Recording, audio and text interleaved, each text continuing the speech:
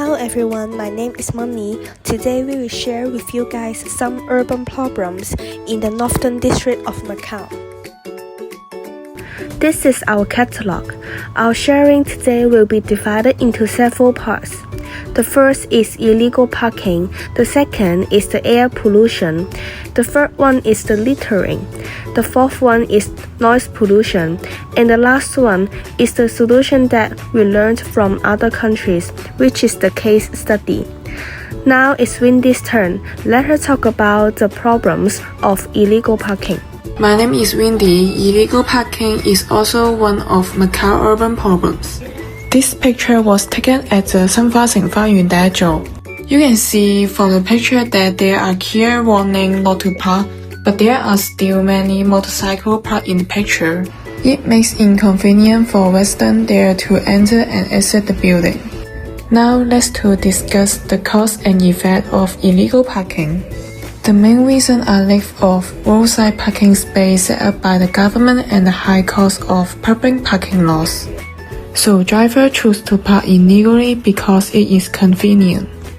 Illegal parking has a huge impact, including increased traffic congestion, blocking emergency passages, and the inconvenience it causes to residents as I just mentioned, as well as some hidden safety issues.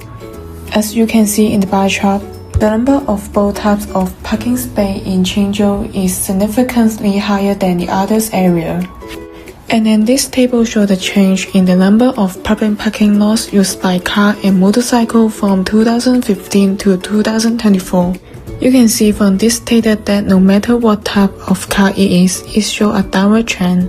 Thank you, Wendy. I am Danny. So for my time, I will talking about my urban problem is air pollution.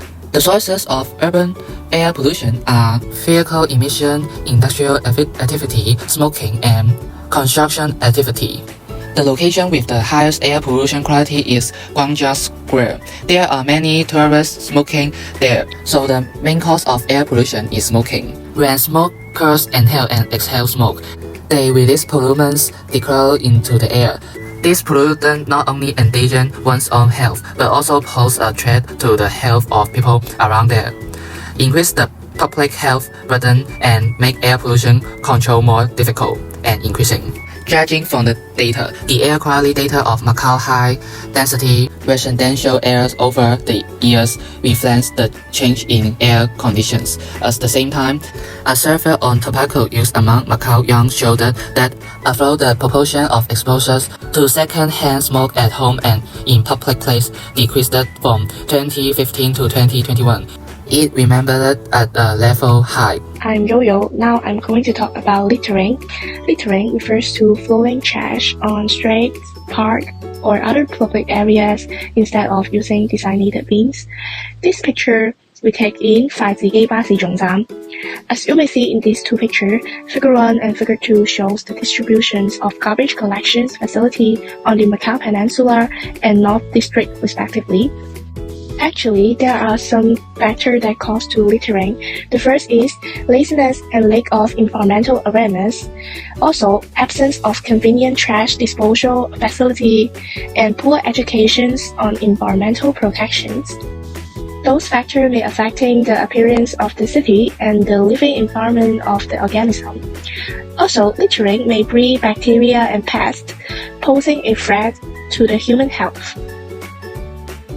I'm Oakley. Now let me to talk about the noise pollution. Noise pollution is caused by unwanted or excessive sound that disrupt the environment and cause harm. The location that we observe is Yaoyiqiu Daimalo. And this is the figure showing the construction process at night in Macau. And the table shows the average equivalent continuous noise levels in decibels in different parishes of Macau. Noisy level range from 17 to 77 decibels, with the noise environmental quality rate as very poor or poor for all listed parish. Actually, there are some causes causing it, such as ongoing residential area expansions, urban development projects, frequent construction activities, as well as heavy machinery. This would have a huge effect on people's lives. It disrupts daily routine and has an influence on people's rest and lives, disrupting daily activities and leading to poor rest quality. And furthermore, it poses health risk, causing stress-induced health problems also. Hi, I'm Emily. Now it's my turn to introduce two case studies from other countries. The first one is in New Zealand for anti-smoking. The New Zealand government has launched a program called the Smoke-Free Ultra 2025 Action Plan. This plan aims to reduce the national smoking rate to below 5% by 2025 or earlier. I'll introduce several local tobacco control measures to you guys. First, the government expanded the smoking cessation service beyond clinics and hospitals to benefit more smokers. For example, the Health Authority in Auckland have collaborated with community pharmacies to provide subsidized nicotine replacement therapy and follow-up support service. Since no appointment is required and they have longer business hours, they can provide timely and flexible service for those who want to quit smoking. At the same time, further expand the smoke-free area to private car carrying children under 18 years old to protect non-smokers, especially teenagers, from second-hand smoke. The last one is local law require that all brands' logo, image, promotional material, and other prominent feature on tobacco packaging be removed and replaced with health warning image. As we can see, the cigarette from New Zealand in the picture above complied with this regulation, which have a large health warning accompanied by image warning smoker. Now I'm going to pass to Money to further talk about the case study.